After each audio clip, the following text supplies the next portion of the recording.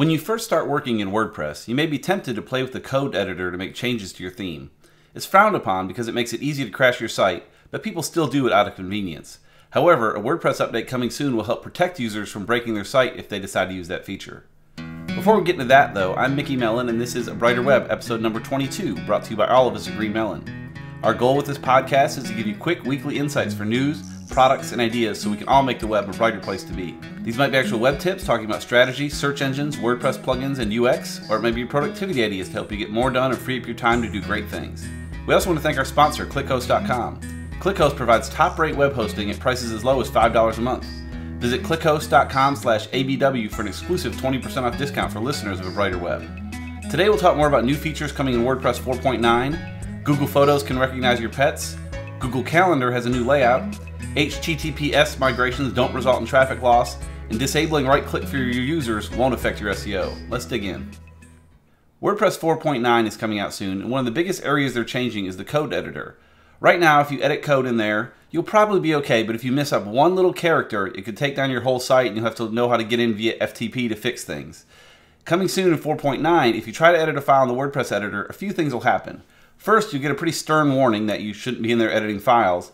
But more importantly, they have some great code that if you do anything that causes a fatal error on your site, it'll revert that file back to how it used to be to keep your site up, and then pull up the editor with your original code back in there, or your revised code back in there, so you can see what you did wrong, make the changes and fix it, and hopefully avoid those white screens of death caused by code editor features. There's a bunch of other changes coming in WordPress 4.9, but that's one of the biggest, and you can expect that to come out hopefully on November 14th.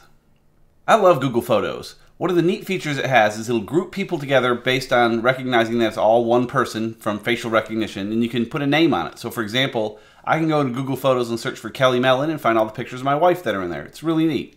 Now Google has added the same feature for pets. It'll find all of one of your animals and put them together and you can name it. So for example, I can go in there now and search for Roscoe and find all the pictures of my dog. It's a great little feature and just one more way that Google really keeps pushing Google Photos forward. And if you're not using Google Photos yet, you really probably should be. Another Google product that I use often is Google Calendar. They've just released a huge update to the look and feel of Google Calendar and it's quite awesome. If you go into your calendar now, you likely have an option toward the upper right corner to try out the new version, and I encourage you to do it. It's a brand new material design with more recent design trends to it, and it's fully mobile responsive. They've added a lot of features behind the scenes too, such as rich formatting and hyperlinks for your calendar invites. You can manage multiple calendars side by side, lots of neat things. So if you're a Google Calendar fan, this should be a great update for you.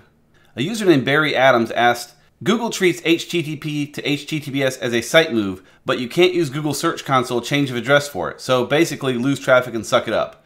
Google's Gary Isles replied very simply, false. Barry came back at him and said, citation needed. And then Google's John Mueller jumped in and said, do you want someone from Google to confirm it? Smiley face. Implying, of course, that him and Gary both work for Google and they really know what's happening. So this is something we've known for a while, that switching from HTTP to HTTPS is a good thing and you won't lose traffic as a result, and really you may gain some traffic in the long run, but you need to do it right. As we talked about in past weeks, you should do it all at once, not do some pages here and some pages there. Just do it all at once, do it right, set up your redirects, and things should work out very well for you. Related to that, Google's reiterated again that the change of address tool is not needed for HTTPS migrations. A similar conversation was a separate conversation. Where it got interesting is that Google said, jokingly, should we provide a fake setting anyway? People are always looking for that setting in Google Search Console to say, hey, I'm switching from one to the other, switching to a secure site, and there's not an option to tell Google about that because they handle it automatically. But Google's jokingly considering adding a fake setting to let people click the button so they can feel better about it. But again, switching from HTTP to HTTPS is a great thing. As long as you do it right with some basic precautions, Google will handle it well and be a great thing for your site and for your users. I continue to hear people say that Google's PageRank algorithm is dead, and I think Google does too because they keep coming out to make sure people realize that it's not dead.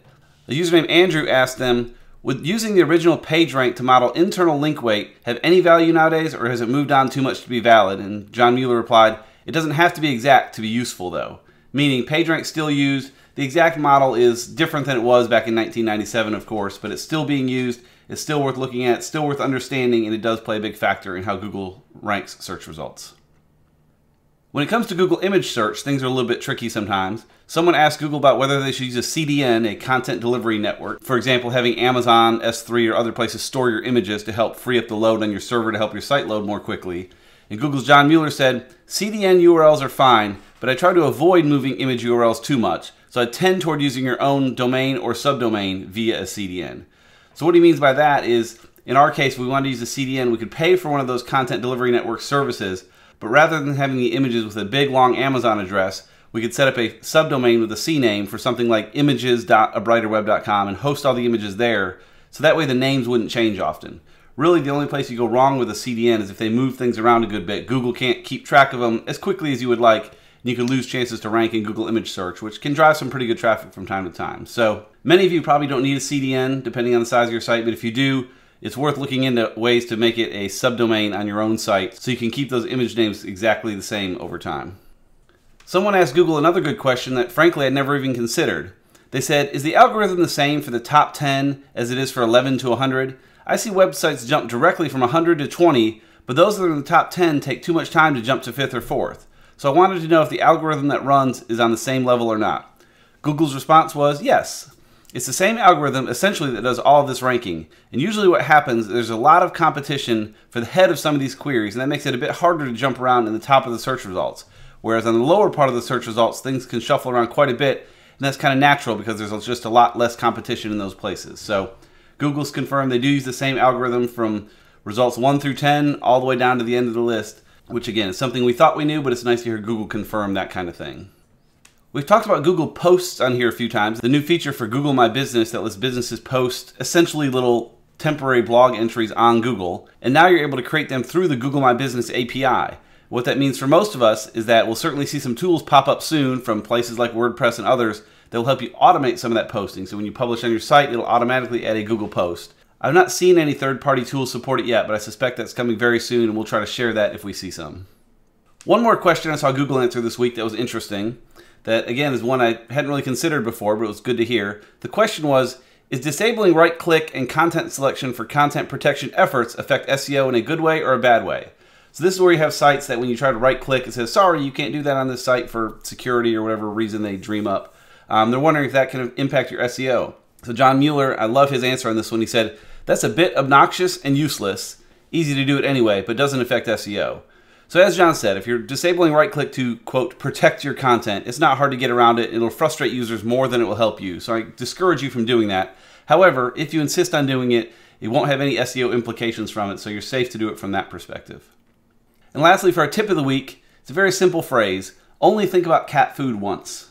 Now, David Allen wrote a book many years ago called Getting Things Done, which has really shaped how I handle many aspects of my work and how all of us work at Green Melon. In a recent interview I heard him give, he said one of the cores to getting things done properly is to, quote, only think about cat food once. The point is you should have trusted systems to put things. You have a calendar to put your events, a tool for tasks you need to manage, and in the case of cat food, a shopping list to put it on.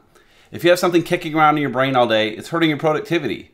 Get everything into trusted systems so you can think about bigger issues while feeling good that you won't miss any of the small stuff. I have a blog post with more info about this I'll share in the show notes, but I encourage you to get all that little stuff out of your head into a system you trust and can really do some great things for your day-to-day living. And that's all we have for this week. You can find me on Twitter at Mickmel, M-I-C-K-M-E-L, or learn lots more at greenmelonmedia.com. And you can find out more about the podcast, including show notes and links, as well as video tutorials and many other resources over at abrighterweb.com. If you're in the Atlanta area, come check out our meetup held 3 times each month. And if you're not in the Atlanta area, we post recaps on the site soon after each meetup. Either way, you can learn more about that at abrighterweb.com/meetup. Thanks for listening.